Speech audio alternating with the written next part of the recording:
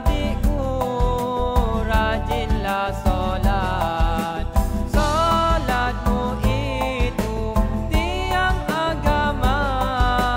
Jangan kita lalai, jangan kita leka. Solatmu itu perlu dijaga.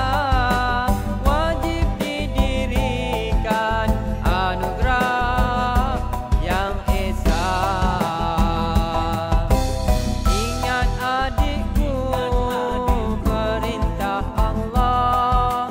Jangan adikku tinggalkan solat. Solatlah subuh 2 rakaat, zuhur dan asar 4 rakaat, maghribnya pula 3 rakaat, dan isyaknya pula adalah 4.